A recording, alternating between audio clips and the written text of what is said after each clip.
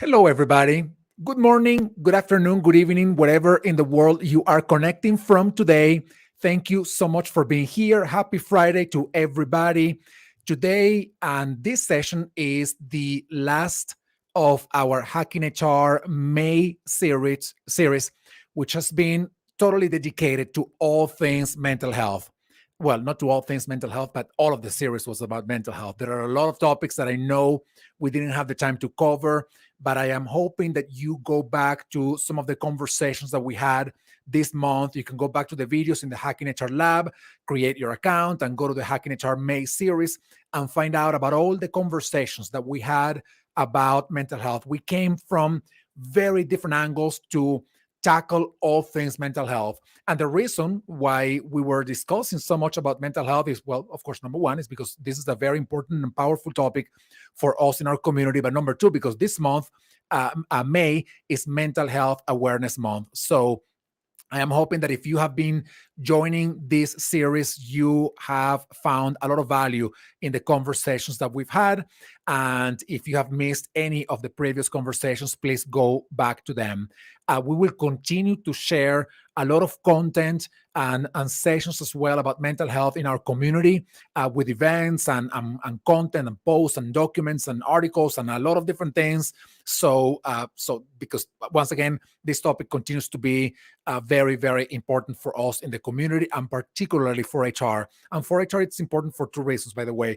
Reason number one is because we generally are tasked with shaping, architecting culture that accounts also for all things mental health and overall well-being. And number two, because, well, we individually in HR, a lot of HR people are really burned out. The levels of stress, anxiety, depression in the HR space are really, really through the roof. And, well, all of these conversations I am hoping serve you in your role as an HR professional, but also serve you individually as well. For all of those of you who are connected online right now, please let us know where you are connecting from in the world. I see that you are already doing that. Thank you so much once again for being here, but please continue to let us know where you're connecting from. And this is something that I want to do. I want to make sure that I encourage you all to be an active participant of this conversation. Don't just sit in there, have this running in the background, doing something else and getting distracted. Be an active participant of this conversation. Take this, next 45, 50 minutes to be actively engaged in the conversation. Ask your questions, comment in the chat if you have any resources or insights that you want to share about the topic that we are going to be talking about. Please make sure that you are also posting that in the chat. This is a collective conversation, even though it's only a handful of us who will be on the screen. It is a collective conversation with all of you participating here as well.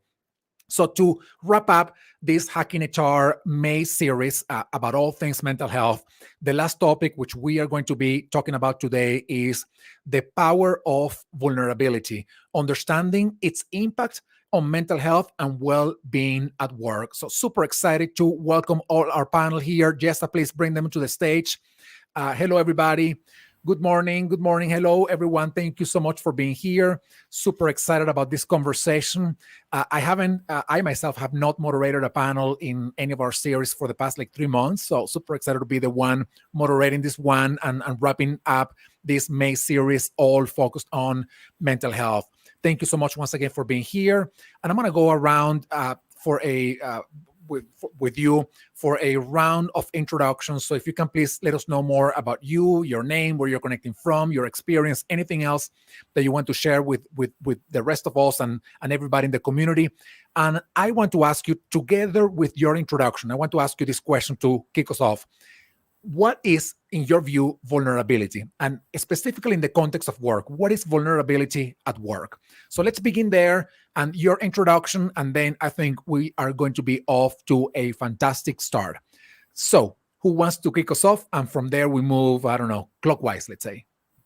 Anybody? And you're all veterans of Hacking HR panels, by the way. So thank you so much for joining many of the previous sessions that we've had. Anybody, please just go ahead. Sarah, please go ahead. Hi, can you hear me? Yes. Okay, great. Hi, everybody. I'm Sarah Gomilewski. I'm the Director of Employee Experience over at Mom's Organic Market. and that's on the East Coast. So I'm out of Bethesda, Maryland. Our headquarters is in Rockville, and we have stores 23 up from Virginia to now Massachusetts. And I come from more of a tech background, but I started at Moms in September of 2021. So converted to the retail side. It's been very interesting and challenging. And vulnerability to me, I just think of it as being able to bring your whole self to work, and being genuine and not feeling like there's any sort of retaliation or something that's going to happen if you do or say something. Thank you, Sarah, and welcome to the panel. Excited about the defining vulnerability as bringing your whole self to work, and we're going to be talking about more about that in the panel. So thank you and welcome. Colin, moving on next to you. Hi. Hi. Hi. Happy Friday. Good to see all of you. Enrique, thanks for always providing spaces for these important conversations. And I am, I think people usually know me as the Chief People Officer at Human Rights Watch, but I recently went on sabbatical and decided to go out and venture on my own. And so I'm the proud co-founder of Go Beyond the Work, which is a consultancy that's directly engaging with HR practitioners about how we build psychological safety in the workplace and strengthen engagement and build community. I think this is the most, no offense to all of my Hacking HR friends who've done a great job all month. This is the most important conversation, I feel like, in the series. And I would define vulnerability as the seamlessness and ease in which people can safely and openly talk about how they feel about life, about work, about power, about living values as an organization, and even about how they feel about Vanderpump Rules, right? Like whatever it may be, whatever people are feeling and experiencing, I think vulnerability is the mechanism for people to share that and for a community of colleagues to actively listen, not judge and not retaliate, and hopefully support that in that moment. Thank you, Colin. Welcome to the panel. And it's very interesting that you mentioned that vulnerability is about people being able to express how they feel, which generally can stem out of something that is a reality or a perception that they have of something that may be going on at work. And the acknowledgement of those perceptions is also important, because maybe we think that we are doing something that is the right thing to do in the workplace, and we are just like focused on doing that one thing, but people are not perceiving the results or the process of that one thing the same way we are thinking that we're putting it out there to the world. So that perception can even make them feel vulnerable, less safe, so to speak, or more vulnerable, even when we're trying to perhaps achieve a different kind of outcome out of that. So thank you so much for that, and I'm hoping that we talk a little bit more about it too. Paco, hello, welcome. Hola. Hey, everybody. Paco Farias, Mexican in origin, but currently living in Houston, sunny Houston. And I've had the opportunity to be working for different companies in the people space for the past couple of decades and change. And right now, what I'm doing is a variety of things, including speaking engagements, consulting engagements, starting with startups and stuff like that. But in reality, this topic in particular, I fully agree with Colin. There's a few things that are key to really take, the corporate world to a next level. And one of those is vulnerability and trust, right? If those things don't happen, we continue having those neurotic behaviors. We continue having all of this impact that we continue to carry home. We continue using that phrase that I hate with all of my body, which is, it's not personal, it's just business. Like those type of things is like, So in my opinion, being vulnerable is just doing what we're doing right now, which is just expressing yourself, telling whatever it comes out of your brain, knowing that it's going to be okay. And that is very tough to accomplish. We can do it, but it's very tough to accomplish. So very happy to be here with you all and to learn with all of you together. Thank you, Paco. I appreciate it, and welcome to the panel. And thank you for mentioning trust, right? I mean, you can only be vulnerable as long as you have, as there's an environment of trust in the workplace. And it's interesting. I think Brené Brown thinks that vulnerability generates trust, but the opposite is also true, and probably more true than that first direction, right? If you don't have trust, it's going to be very hard for you to be vulnerable because you won't be safe. You won't be able to really express yourself in front of others. So once again, thank you so much for mentioning that and being here in the panel. And last but not least, Tracy, hi. Hi, Enrique, and hi, Sarah and Colin and Paco. It's nice to be here, and I agree with the panel so far in that I think this is probably the most important discussion all month, and this was, out of all the conversations I've had with Hacking HR, this is one that I was looking forward to right at the top of the list the most, and because of the wonderful panelists and also because of the topic.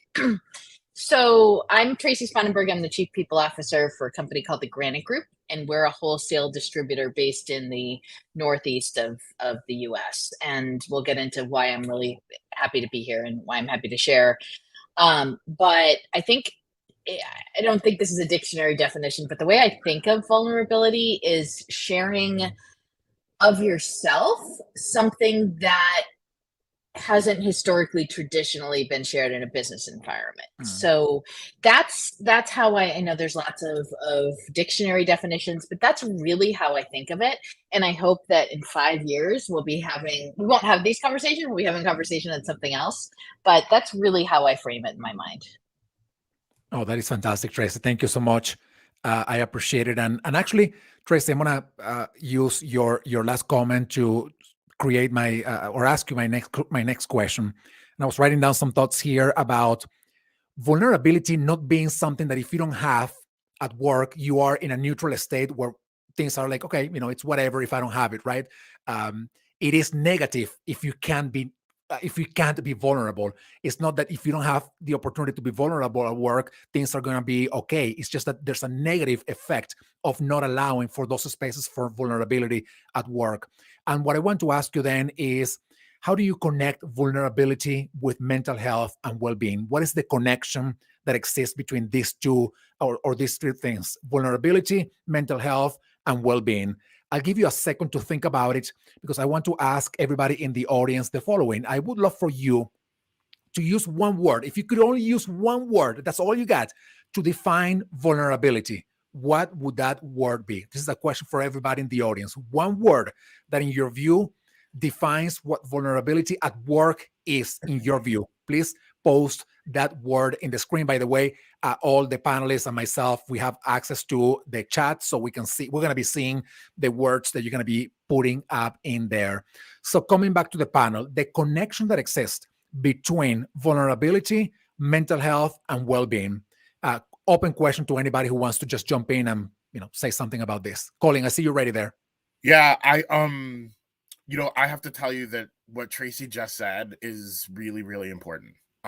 And the reason this conversation is important to me is because I am someone who suffers from acute anxiety, right? Have one of the most stressful jobs you can imagine. And I haven't always been great at coping and building tools and skill and to navigate and manage myself so that I can help and support other people, right? And so the answer to your question is the intersection between vulnerability and mental health could not be clearer, right? There is a connection there. And prior to 2020, I think that we all lived our lives pretending that these challenges and issues only rest and abide with people like me, or people who have other neurodiverse issues or struggles, or just life can be a struggle. And then the pandemic came, and because we all suffered, then this all became a priority for us to be thinking about and talking about. And that is the antithesis of, I think, what brought us here today is that if one of us is feeling badly, if one of us is struggling, if one of us is going through challenge, then that should be something we should all care about. Yeah.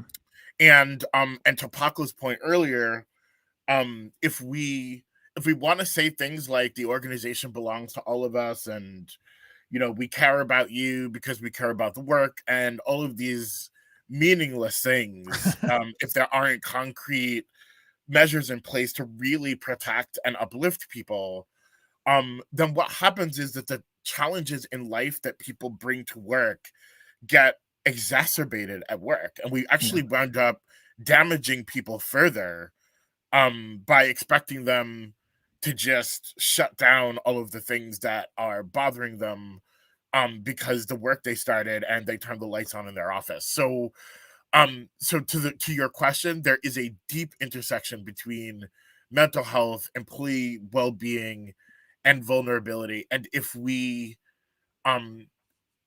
do what we've always done, we're going to continue to harm and damage more people.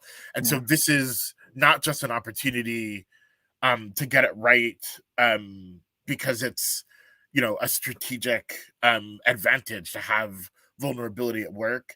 It's really a moral imperative. Like we have to be better. Yeah. Colin, thank you so much for that. And you're actually making me think about how hard it is to come to work to do work, but also to have to work to hide who we are or what we're going through to be accepted at work. So you really have to do double work. And that's, first of all, that distracts you from the work that you are actually being paid to do. But at the same time is telling you, we don't want to hear your personal realities, which inform or impact the work that you're doing. And that has definitely an impact in your mental health and your well-being. So I'm thinking how hard it is. And I am sure, by the way, that everybody who is tuning in right now can think of at least one opportunity. Even if you are in the safest of the safest workplaces in the world, you can think about at least one opportunity when something was going on in your life and you had to come to work hiding that something, pretending that it wasn't happening or that it didn't exist. That is really, really hard.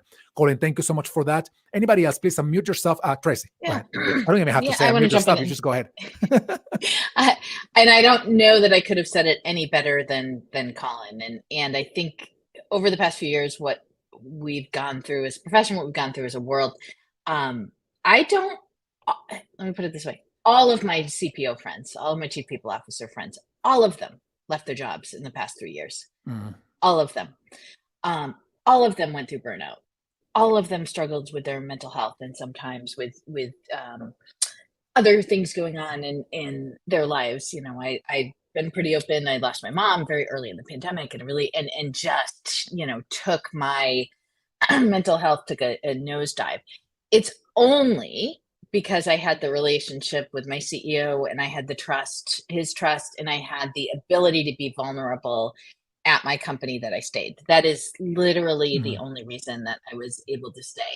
And I think going through what I went through, which was horrible, I'm super grateful for it though, because it like all of these things that happen to us, you have a better level of understanding of what we're doing to people in the workplace. Like how are we enabling our people to have these conversations? How are we creating psychological safety? Do we have an environment of trust? And so we're working really hard at the Granite Group. But it's like Colin said, they're all tied together. They're all tied together. Well, your example is a very clear example that if you hadn't had that relationship with your boss, that vulnerability, that level of trust and safety, you would have left. And so many organizations don't even open the opportunity for this conversation to happen, and their people just leave. Even if they want to give their workplaces the opportunity to say, I want to talk to somebody here and tell them I need to take some time because these things are happening in my life, but you don't even find that outlet.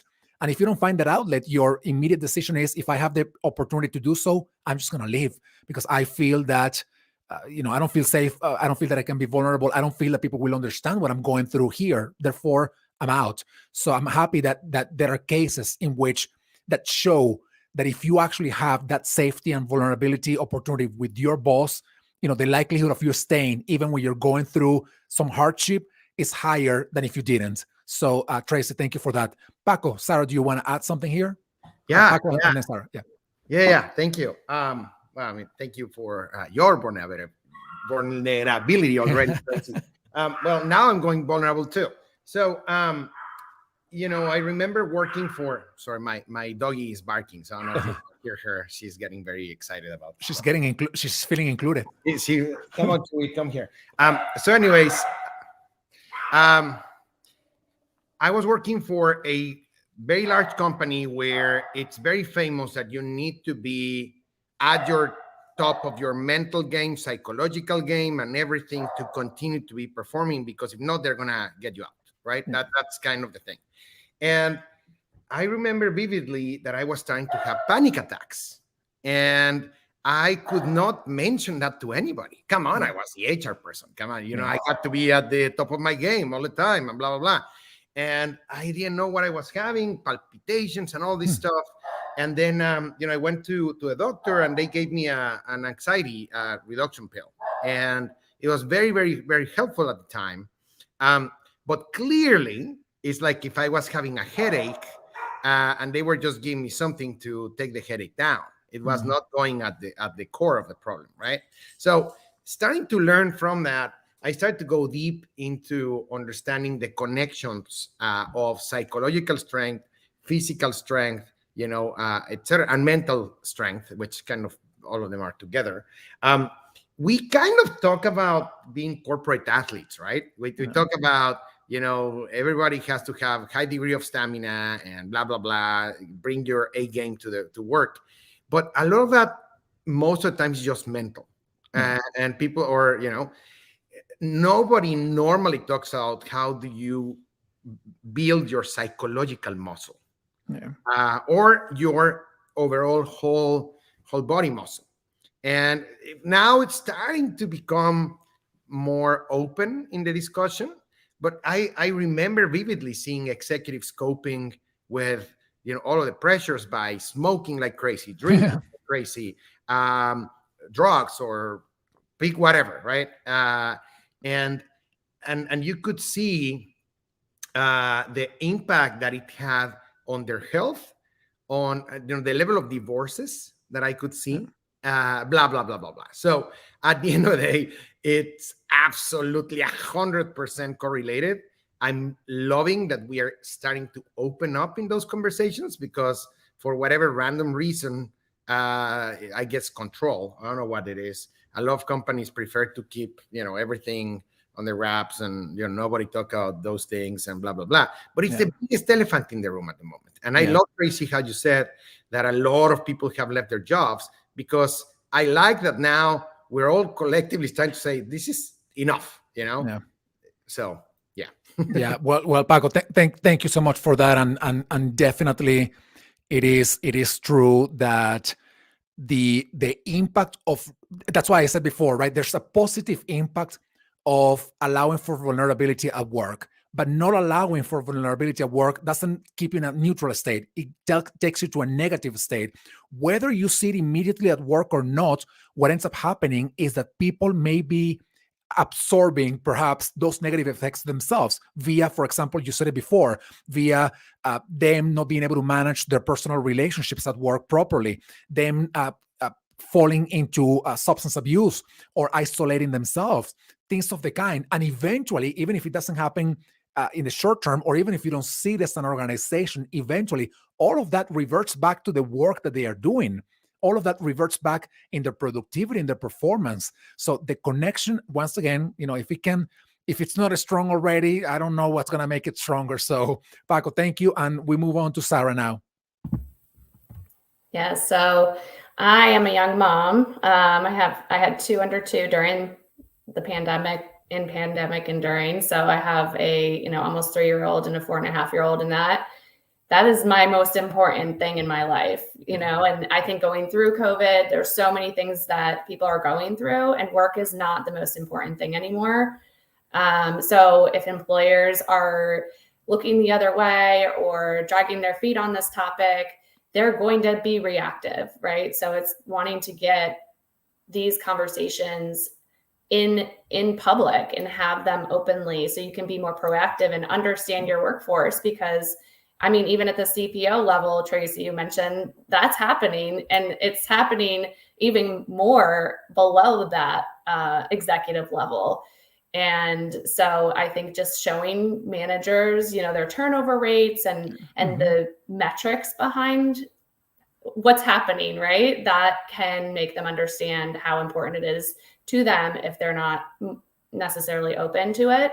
Because it's just, you know, why do we go to work anymore? We want to be proud of the place we work at, and we want to feel comfortable. And if we don't, we'll leave, we'll find something else. So it's just all of this mental health is vulnerability. It all ties together. You can't just offer a good benefit package and give someone, you know, medical, dental, vision anymore. It has to be the full package. So I think that's how it kind of connects in my mind. Can I just say that, so first of all, my child is a 4-legged animal who, you know, sleeps, you know, mostly during the day. So I can't imagine, you know, people caring for aged parents and young people, when we're all cooped up inside for months at a time. So, so I just want to acknowledge, you know, how difficult that must be, Sarah, and for all of those, you know, who have that experience watching. I just want to say that, you know, I think that we need to start telling the truth, and that it's okay to not be okay. And that nobody's actually 100% of the time. And one of the things that I try to do as a manager is, you know, asking people how they're doing, other than it being a salutation. Like, how are you really doing? And what's on your plate? And if what's on your plate is not sustainable because you're not at 100%, like, how can we help you reprioritize so that you can manage whatever it is you need to manage, even if it's just taking time for self-care, because the work will always be there. But the talent won't if we don't do what Sarah just said. No, I appreciate that, Colin. Thank you so much for bringing it up. And you know, the reality is that there's an impact again in business, right, from people not being taken care for, right, and the salutation of how are you doing, or the genuineness of asking somebody how are you doing, but only in the context of them as the employee, and not in the context of them as an entire human being, including whatever is going on in their lives. That has an impact. And I want to actually ask you this question. When we think about vulnerability, first of all, you know, one thing that happens with people that hear this for the first time, and there's a lot of people who are hearing this for the first time very recently, is that, wait a second, for the longest time ever, I was told that to be a great leader, to be an effective leader, I needed to be directive, strong, and tell people what to do, and ask them to leave their personal lives behind, because this is work and that's why we're paying them. And now you're telling me that I have to accept them for who they are. I have to encourage them, not only accept them, but encourage them to be who they are, and open up opportunities for them to be vulnerable, and now hear their stories of personal lives, whether I think it has something to do with that or not. So the speech here, or the pitch, has completely changed over the past few years about what we valued from our leaders and what we're asking them to do now. And that switch doesn't flip that easily. You know, it takes a lot of intentional work. And what I believe that has happened over the past, particularly before all this vulnerability revolution, is that in the minds of these leaders, for them to be a strong leader, to show themselves as vulnerable, is showing themselves as soft or weak, or you know, getting too much into the emotional, personal side of things. So how do we change this? You know, this is this is a paradigm revolution, right? It's a changing paradigm revolution kind of thing. And how do we do it? How do we tell them, yes, we held some values to be true, 20, 30, 40 years ago, but well, they are not working anymore, and we need a new set of paradigms, and vulnerability is one of them. How do we convince them that there's value in that? Tracy, going with you first. Yeah, I think it's one conversation at a time. And my workplace is, and I don't like to segregate people by gender, but we're about 80% male. A lot of former tradespeople, a lot of people worked in construction, a lot of people who were not used to talking about their feelings. And so when we started shamefully only a few years ago, really trying to move the needle and having these discussions, and it continues to be one person at a time, deeply training our managers, because people are generally and hopefully going to go to their managers. And so the managers need to be equipped with what to do with that information, and they need to be equipped with sharing information if they're comfortable sharing information. So what I've tried to do, and this was a hard switch for me too, because I've been doing this for 30 years, and I grew up with, don't share your feelings, don't talk about your feelings. And, not too long ago, a few years ago, my son's like, I've never seen you cry. I'm like, that's not good. Actually, I would have been years ago like, yeah, that's great. Well, that's not good. Right. And so, and to Colin's point, yes, always ask people how they're doing, but also answer how you're doing. So, and when I started doing it, like, I'm okay today, or today's not great, or I started doing that a few years ago. And at first people didn't really know what to do because nobody did that really. But we had conversations, and it opened up opportunities for other people to share their stories. So with my team, with my leadership group, I did something after my mom died. I told the whole group of 40 people on a Zoom call, like, you look at me, you think I have my stuff together. You don't know I have trouble getting out of bed in the morning. You don't know what I'm going through. You don't know what your team's going through unless you asked. If you asked me, I would tell you, but I'm not necessarily going to come out and say that. So I think, having those conversations, modeling the behavior, if we're comfortable doing that, because nobody should be forced to be vulnerable. Yeah. But that's how we change things. That's how we move forward.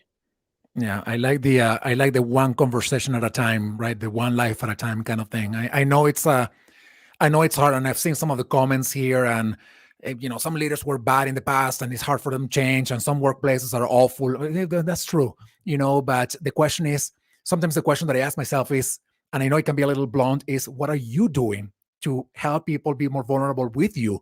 Maybe you won't change the entire corporate world or the world or your company or all your leaders, but what is it that you individually are doing to show yourself more vulnerable and do what Tracy just said, show yourself as a role model of what expressing yourself vulnerably truly means, and open yourself up to others doing the same with you. So how are you doing that? One person. Tracy?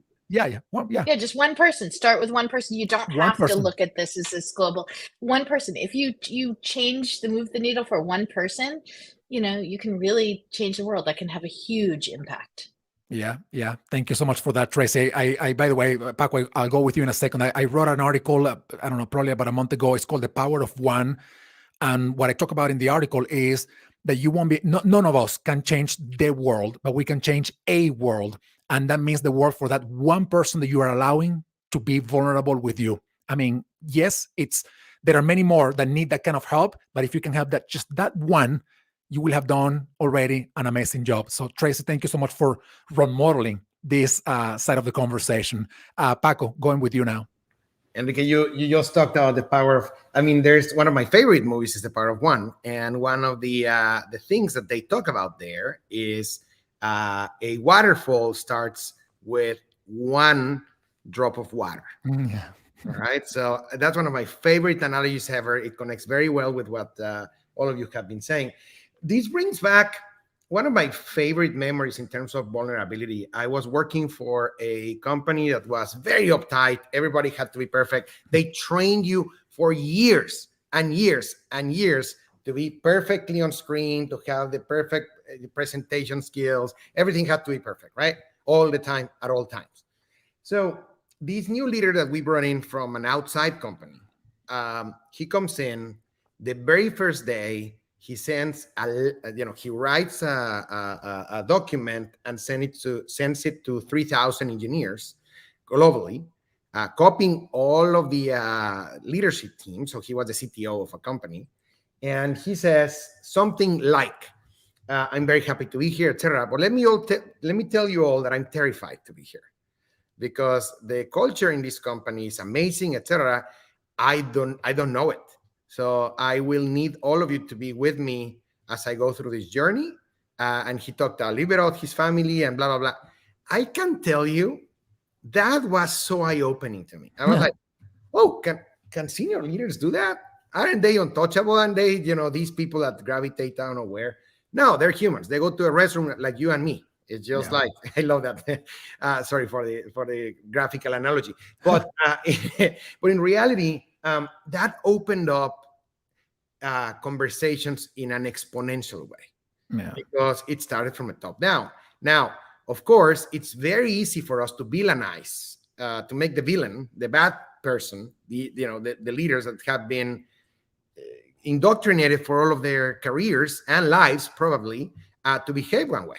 And I love how Rene puts in the chat, a lot of people don't have the emotional vocabulary. That's so powerful.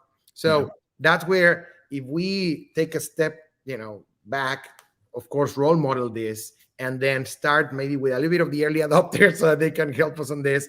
But if it doesn't come from senior leadership, it doesn't. I mean, it's okay. We'll keep doing it, but we have to find ways so that senior leaders can go with us and do it. Because if not, I tell you, it's okay. We'll keep going. No one's going to detract us from it, but it's important for us to continue to be resilient on how to find different ways for that vocabulary to start showing up. Right. Yeah. Thank you, Paco, for that. Colin, and then Sarah. Yeah. I happen to be a very say it like you mean it person. So I've been good all week, so I'm not going to be good right now. And I'm just going to say that,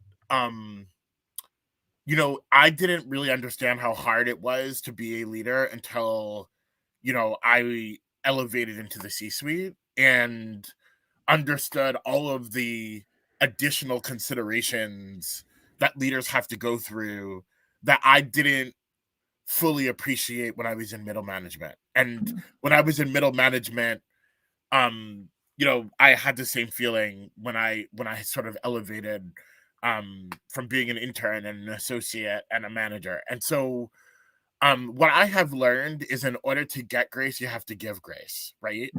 And one of the most important things about creating safe places is not taking, a difference in perspective personally. And I think one of the keys in vulnerability is like culture. It just doesn't happen overnight. And you have to work at it, and you have to be intentional and consistent and communicate it. And I'm seeing in the chat, some negativity, which is cool, right? Because we want this to be an open conversation. And if you don't think you're going to get challenged by trying to implement initiatives around vulnerability, then you've got another thing coming. So it's good that there are skeptics, right? Yeah. But one of the things that I try to do is I try to take obstacles and turn them into opportunities, right? Carrie Fisher said, take your broken heart and turn it into art. And so I'm practicing in this moment what I do at work, which is, taking, these negative feelings and reframing them as birthplaces for us to work on things. And if you're feeling, skeptical of management, and if you feel like HR is not on your side, then what are you doing to give feedback to your HR folks and to your leadership about how you're experiencing things? And if you don't feel like you have the ability or the power to do that, then I would encourage you to go and find people on your team or in your workplace who are experiencing work differently, and find out how they're managing those things, or find people who might be feeling like you, and do something other than make that the reason you don't try, or the reason you don't try new things. Yeah. I love that, Colin. And actually, you're making me think about how often we confuse vulnerability and kindness with being nice, or being Or just weak. Yes. or being weak, or just being polite, right? And you can be a nice person, but that doesn't mean that you're going to avoid the difficult conversations. And that's a huge misunderstanding that's going on here. You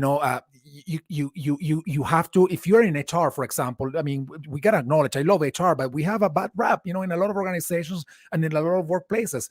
Now, I have heard people in HR saying that it's not true, but it is true. So what if, instead of saying that it's not true, we ask, why is this true? Or why could this be true? What's going on here that people don't think that I am genuinely trying to build an organization where people can feel vulnerable? Maybe they don't trust me. And if they don't trust me, they won't feel vulnerable with me. And therefore, I got to do something to earn their trust. But it's not about just avoiding these hard conversations. You got to face them head on, with respect, with dignity, with kindness, with compassion. But you can avoid them, because otherwise we will stay in this very same place where we are now for eternity if we avoid the hard stuff. So, Colin, thank you so much for bringing that up. Sarah, the next round, Sarah, I'll begin with you because you've been last in a couple of rounds. I just want to say just real quick about the HR responsibility. It is not only HR's responsibility. Mm-hmm.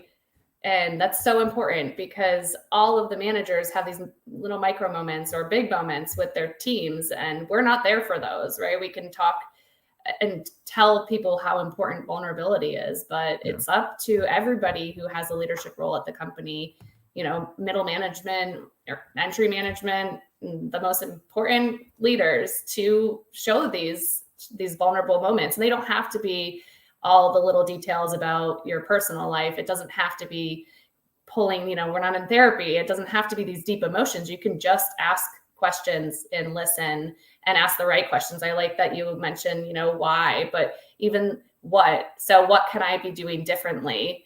Not necessarily focusing on why it happened, but it happened. So that impact was there. What can I do to have a better impact next time?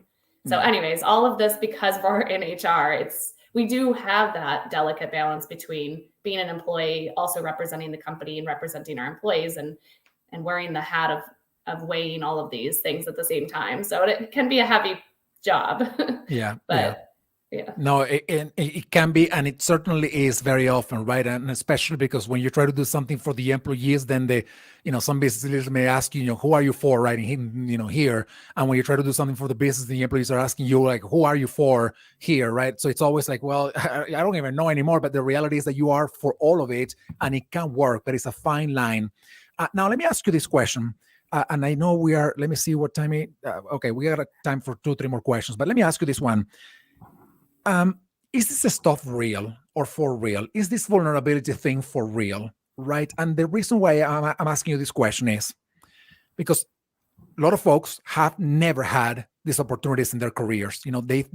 I'm sure that some people are, tuning in right now and reflecting back to in their lives, about their careers, and thinking, have I ever had the chance with any leader in any of my previous workplaces to truly be vulnerable? And maybe the answer to that is no. And they think, well, all these guys here are just talking about platitudes that we can agree with. But when you go to the realness of the workplace, that can happen. That's not happening. So the question to all of you is actually a 2-part question. Is this stuff for real? And I know, Tracy, you mentioned one example that shows that it is. But if we can dig a little deeper into this, is this stuff for real? And the second part of it is, how does it feel like? How do I know that I can be vulnerable at work?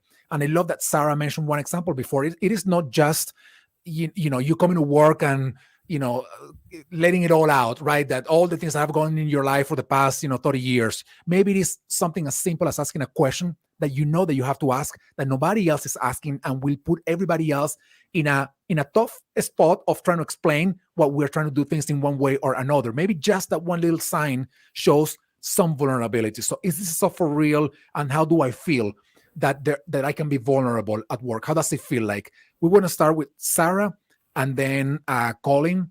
And before we get there, I want to encourage one more time everybody in the audience. You've been very engaged, by the way, so thank you so much. I'm reading some of your comments. Thank you so much for doing that. Please keep posting in there. If you have any insights, any answers to the questions that I'm asking, please make sure that you also post your insights, your ideas, your response in the chat. I encourage you all to continue to be very engaged in this conversation. So, Sarah, going back to you, is this stuff for real? How do I feel that I can be vulnerable? What does it feel like? Absolutely. I think I can say with 100% certainty that it is real. And I think whether it's in HR many, many years ago before I even got into HR, which is probably why I'm still in HR, I did not have any sort of vulnerability, in the medical field. No one, you want to go be a doctor and work at a doctor's office. That's where I was. And it did not matter. And I just made it a mission of mine to want to make sure whoever I worked with, I could support them in whatever way so they could come to work and feel good. Because I've had those moments where I did not, and it does not feel good. And so, it might not be this job that you're in, but it could have been your first job. There's so many things that we can look back on in our life and reflect on. So for me, it is real. And your workplace the best. Someone at one workplace could have a very open environment. Like right now where I'm at, I've cried at work in front of my boss, our executives, and they've come to my office the next, give me an hour, maybe not even an hour, and checked on me and really want to make me know that they care about me. I mean, that's really, really meaningful, but not everybody has that. So if you're just looking to get started, it's not going to get there right away, right? This is a company that's been around 30 years and their purpose and values are deep. It's just not every company's like that. So you can create these little moments that builds those stepping stones to get there without making it like this, oh my gosh, I can never get there. Make it a coffee break and tell your team that you're going to have a mental health, AKA coffee break. So you, at least within your team, you start talking about these things, or maybe it's with other managers. If mental health is not, you can't even say those words at work yet. So you can kind of start plugging it in that way. Sarah, thank you so much for that. And one thing that I want to bring out of your response is that you can tell yourself, I am not there yet. But the reality is that the what is there is even a tough question to ask, because if you are in an organization where you are literally in ground zero of creating vulnerability, maybe just asking a question that makes people feel a little uncomfortable in a meeting, just that is already a sign that you are at 0.1%. So there for you became that 0.1% now. I mean, you have to progress from there, right? But I think it's that recognition that you can slowly build those moments like you talked about before and get progressively there, and that there becomes something better and better. That's already, I think, a successful story in itself and one worth celebrating, right? Maybe you're not, maybe you're not in an organization where if you cry in front of your boss will be, human and kind to you. Maybe they are like, what the heck is going on here, right? I was going to say another word, by the way. Sorry about that. I'm going to be vulnerable, but not that vulnerable. But maybe you are in a position where you just do something small, and that tells you there's an opportunity here, to start sort of like, going through the cracks and opening a space for vulnerability. So, Sarah, thank you so much for that. Colin, I think it's my dog's turn. Trying to talk to you? Well, trying to get in the conversation. Look, I'm sitting here wondering how overwhelming this conversation must be for HR folks who may not feel like they feel empowered to do this work. And I'm wondering, whether there's a lab or something we can put together where we spend another hour talking about how we do these things concretely. But there has to be a foundation. And the first thing is, can we please stop elevating people into positions of management just because they've been kicking around for a while or because they have technical expertise? Because there's a responsibility to lead people. And if you don't have the DNA to care about things beyond what people can do for you and contribute, then you don't belong in positions of management. And if you don't feel comfortable telling your leadership and your HR leadership that, then you can just send them this link, and I'd be happy I'd be happy to be the person to tell them. The second thing is there is strength in numbers. I'm an activist. I work, in mission-driven organizations. You don't have to do it by yourself. Yeah. Stress and resilience and workplace stress is something that people across the board care about. So find a comrade, find a group of people cross-functionally. They may not be in your office, they may not be in your team, and come together and talk about things that you could recommend to management or HR to think about changing. And the last thing is, if we build the skills inside the workplace to be vulnerable and we see the impact of those things positively, people will take those things home and start to do those things at home. And that also, I think, creates a cycle and a momentum of progress. So I want people to leave this conversation inspired and not overwhelmed. Yeah. And maybe some of those things can be helpful. Thank you. Definitely they are calling. And I think we could spend not just an entire 1 hour panel, but an entire week talking about who should be getting into those people leadership roles, right? Because that's that's a significant problem for organizations that have an ill-designed career management framework where the only opportunity for growth for somebody who is in a technical role is to become a people leader, and they don't want to become people leaders, and then they end up setting themselves and others for failure because they don't want to be there. However, let's go back to vulnerability because I am very passionate about that topic and I don't want to get diverted in the wrong direction. Tracy, please go ahead. Yes to all that, Colin. So thank you. Yes to all that. Especially the don't put people managers into roles just because. And so, but I wanted to add a little something on the topic of vulnerability and mental health in general. And just like I don't like grouping people into genders, I don't like grouping people into generations. However, I have 3 kids, 3 Gen Z kids, 17, 19, and 23. And we've been hiring a lot of people in that generation for our trainee program, which takes college graduates, and we don't tend to have a lot of college graduates in our management ranks, and so we've tried to change that. So and I've watched and I've listened and I've learned, and that generation, for the most part, more than anything that we've seen, certainly more, I'm Gen X, certainly more than mine, they are extremely open about sharing about their mental health. They're extremely vulnerable.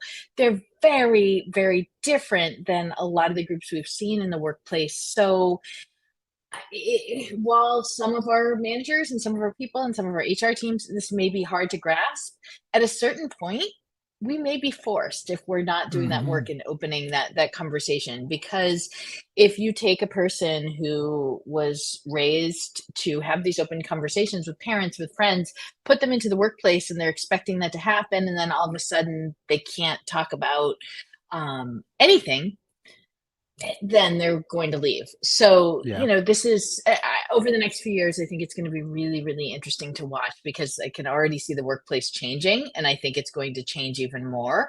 And I'm totally here for this, but it's a lot. It's a lot. Yeah, I love that, Tracy. And I am hoping that one of the things that I fear the most when it comes to work is being told what we know we got to do and being told about the trends and not doing anything and then being caught by surprise, right? And this has happened about so many different things. I am hoping it doesn't happen with this one. People in the newer, younger generations, they want to work differently. They want the workplace to look different. They want to have relationships in a different way with their coworkers. We have been warned. Now we have to act on that. And I'm hoping that we're not caught off guard in 5 years from now when 70% of the workforce is just, millennials or, even younger millennials and Gen Zs, right? That have a completely different, even among themselves, completely different ways to operate. Tracy, thank you so much for that comment. Paco, please go ahead. Well, I mean, everything's so connected, and I really like how Colin connected Colin's comments and Tracy's. And the only thing I wanted to add there is I talked a little bit earlier that, and I was probably a little bit too extreme by saying that, change has to be always top down. Now, remembering that I've seen that change can also be bottoms up, and it can be a good combination. So I totally get the point that and I loved how you were connecting the dots there, both Tracy, Colin, and Sarah. The point here is, it can start from many different places. Yeah. And it all depends on the specific conditions, background, and context of your company and your generation. So I remember I've seen, hyper vulnerable boomers, and so it's one of those things where if you continue to find your allies, and if you're more curious about it, I think my biggest advice here is be more curious about it. Yeah. Because you will get very surprised sometimes with individuals. I remember one in particular. He always had this face on, etc. Just by asking the right words, that person became the sweetest pie, and everyone like, what happened? And a lot of times it's asking them about their family or a loved one. It's just fascinating how they change incredibly fast. So it's one of those things that we can always try to even break our own paradigms, thinking, that person is that's not gonna work. Well, maybe it does. I just need to go through another, so just keep going. It's a game of resiliency and alliances, and there's a lot to be done, but there's a lot of good people out there. Yeah. We just need to continue to find ways to engage them. Yeah, absolutely. And this is a great segue to my last question, which you will have to respond literally in a couple of sentences, given the time that we have available. But it's this, and you actually kind of like read my mind in there, Paco. I do believe that change happens in 3 different directions in the workplace: top down, which generally moves the organization and decisions faster; bottom up; and middle out, from those direct managers in their smaller teams, right? So given that top down senior leadership embracing these ideas of vulnerability and safety and trust at work may take a little bit more time, even when the case is evident, and the positive effects of doing so are right in front of them. What I want to ask you is, for those from the middle out, from those that are direct managers, direct leaders, and from everybody else who doesn't have any formal power or authority at work, what are your recommendations for them to create an environment in their own circle, in their own small circle, however small it is? What is your recommendation to them to create an environment of safety, vulnerability, and trust? Something that those direct leaders can do, something that everybody, whether they are leaders or not, can do. So maybe respond to this question, please, with like a couple of bullet points so that we can bring this home in the time that we have available. Formally create a structure where your check-ins for your one-on-ones and your team meetings, where there's 15-20 minutes allocated to how people are feeling and how they can be supported. Where we're not talking about work or output or that word impact, which we love to throw around, but no one can define, but really like make checking in and talking about how people are feeling part of the fabric of how you engage with your team members and the team as a whole. Thanks, Colin. Anybody else, please? Sarah? Sure. I want to build on what Colin said and just add the question of what's on your mind, because whenever someone asks me, how are you? I'm going to just say good. So what's on your mind? There's always something on someone's mind. So that's a good question to ask during those check-ins. And then another thing is, at work, everybody makes mistakes. So as a leader, acknowledging when you make a mistake and working through that, and also helping people who've made mistakes, have those conversations similarly. Like, don't point fingers, don't make blame, just make space to talk about the mistakes and how we can avoid going forward, but really just talking about the mistakes. So I think that's one that doesn't have to include any personal information, but creates that vulnerability.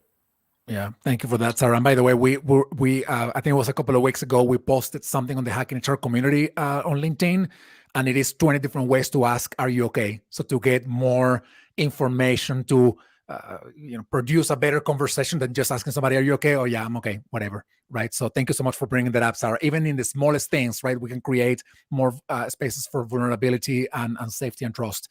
Tracy, and then we close with Paco. Look in the mirror. So nobody should be forced to be vulnerable, but you can't tell someone be vulnerable without going there yourself or without walking that. So you can't expect that if you're not willing to go there yourself. Thank you. Paco? 2 super quick things. there's a Twitter thread going on. I think it was an HBO intern or one of those media companies that did a massive mistake. And then a lot of companies and all people are going there and saying, you know what? Yes, I sent this email to all of the company, and everybody being very vulnerable very quickly. So if you haven't seen it, check it. You're going to have a good laugh, and it's a vulnerability on a public space. No, I would say it's just being curious. And I connect with what just Tracy just said, which is everybody comes from a different point of education, context, background, personality. So not everyone's going to be able to be vulnerable at the right. But if you expand on their curiosity and humility, like Renee was saying, I think that can meet people where they are and allow leaders to start going through their journey by just expanding their curiosity. Absolutely. Paco, thank you so much. Paco, Tracy, Colin, Sarah, thank you so much for being part of this awesome conversation on vulnerability. Everybody, I hope you found value in this conversation and the many others that we had in the Hacking HR May series, all dedicated to mental health. Next month, in June, which is next week, we are kicking off the Hacking HR June series, all dedicated to job search and career development. We packed the month with amazing conversations about from resume to networking to building communities to improving your interviewing skills, a lot of very technical, tactical recommendations so that if you're on the job search or if you're a passive candidate, you can find some value in those conversations as well. So once again, thank you so much, everybody. I guess I will see you all soon. Have a great weekend. Thank you. Bye-bye. Thank you, Enrique. Bye. Thank you. Bye.